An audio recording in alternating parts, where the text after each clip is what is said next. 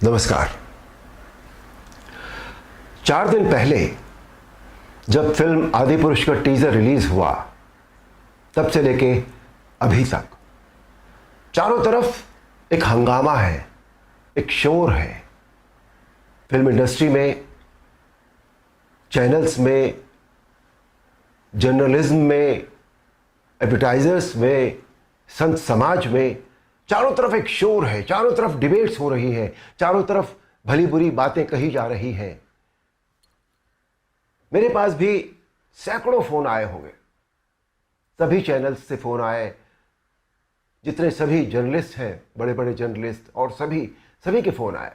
They wanted my reaction on that, on the teaser, कि आपको कैसा लगा, आपके क्या रिएक्शन है, आप क्या सोचते हैं इस बारे में। मैं आपको सच बताऊं, मैंने एक भी शब्द किसी से नहीं कहा, मैंने बात ही नहीं की उस विषय में। मैंने कहा नहीं, मुझे कुछ नहीं कहना है। लेकिन मुझे लगा कि मुझे आपसे कुछ बात तो करनी चाहिए, आपसे करनी चाहिए।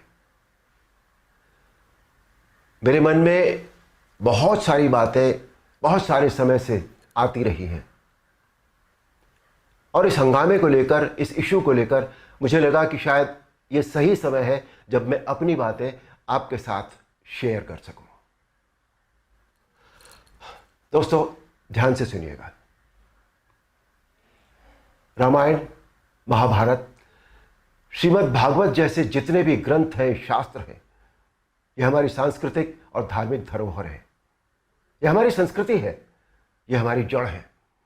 सारी मानव सभ्यता के लिए यह नींव के समान है, और न तो नींव को हिलाया जा सकता है और न ही जड़ को बदला जा सकता है। नींव या जड़ से किसी भी तरह का खिलवाड़, किसी भी तरह की छेड़छाड़ बिल्कुल भी ठीक नहीं है। हमें इन शास्त्रों से संस्कार मिलते हैं, जीवन का आधार मिलता है। ये धरोहर ही हमें जीने की कला सिखाती है। हमारी संस्कृति विश्व की सबसे प्राचीन संस्कृति है। हमारी हर पीढ़ी इसे युगों युगों से आत्मसात करती आ रही है, जिसका सबसे बड़ा एग्जाम्पल है 2.5 साल पहले जब कोरोना आया था, तो कोरोना ने लोगों की धार्मिक भावनाओं को तब से लेकर आज तक और भी प्रबल कर दिया है। हमारी धार्मिक परंपराओं और मान्यताओं को और अधिक पुष्ट किया है इस महामारी ने। टीवी पर जब धारावाहिक रामायण प्रसारित हुई थी कोरोना के दौरान, तो रामायण ने एक विश्व रिकॉर्ड बनाया। आप सब जानते हैं, हम सब जानते हैं, ये एक बहुत बड़ा संकेत है हमारी मान्यताओं और परंपराओं की प्रामाणिकता का। इस बार यानी 2020 में रामायण आज की युवा पीढ़ी ने भी देखी, और 35 साल पहले बनी रामायण को पूरी श्रद्धा और आस्था से देखा, समझा और आत्मसात किया।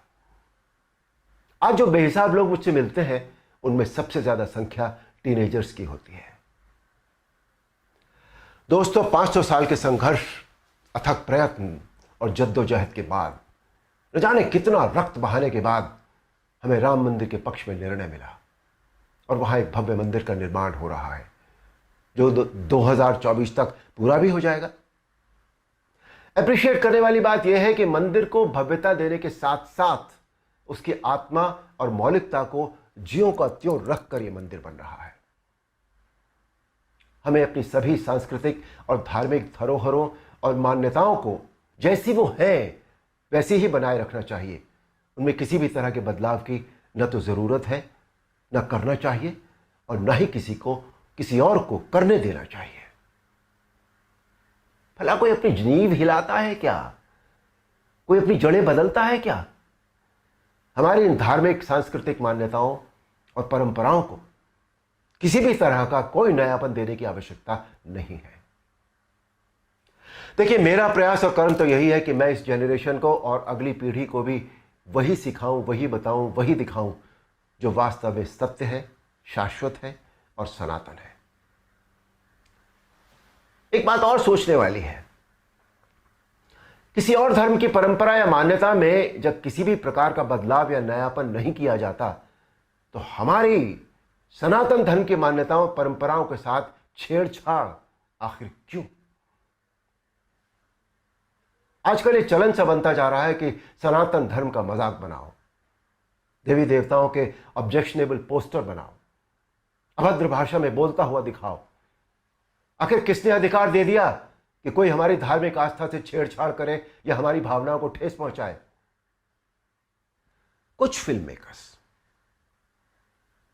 कुछ राइटर्स, कुछ पेंटर्स, कुछ एक्टर्स, कुछ एडवर्टाइजर्स को इस बात का विशेष ध्यान रखना चाहिए कि वो क्रिएटिव लिबर्टी के नाम पर धर्म का मजाक न बनाए और न ही किसी की मान्यता या परंपरा को तोड़ मरोड़ कर प्रस्तुत करें। दोस्तों, ये किसी राजनीतिक पार्टी या धर्म के लिए नहीं, बल्कि पूरे देश के लिए एक स्वाभिमान बढ़ाने वाली बात है कि आज हमारे प्रधानमंत्री श्री नरेंद्र मोदी जी के नेतृत्व और कुशल मार्गदर्शन में देश के कोने कोने में सांस्कृतिक, धार्मिक और ऐतिहासिक धरोहरों को पुनः पहचान मिल रही है। स्थान स्थान पर कॉरिडोर बनाए जा रहे हैं जिनसे हमारी इन धरोहरों की रक्षा भी हो रही है, उनका पुनर्निर्माण भी हो रहा है, साथ ही उनकी मौलिकता भी यथावत रखी जा रही है। मोदी जी, ये देश सदैव आपका ऋणी रहेगा। मेरा अनुरोध है आप सबसे कि आप सब पूरी सक्रियता और जागरूकता के साथ अपनी अमूल्य सांस्कृतिक, धार्मिक मान्यताओं और धरोहरों को सहेज कर संभाले रखने का संकल्प करें और दूसरों को भी इसके लिए प्रेरित करें। धन्यवाद। नमस्कार।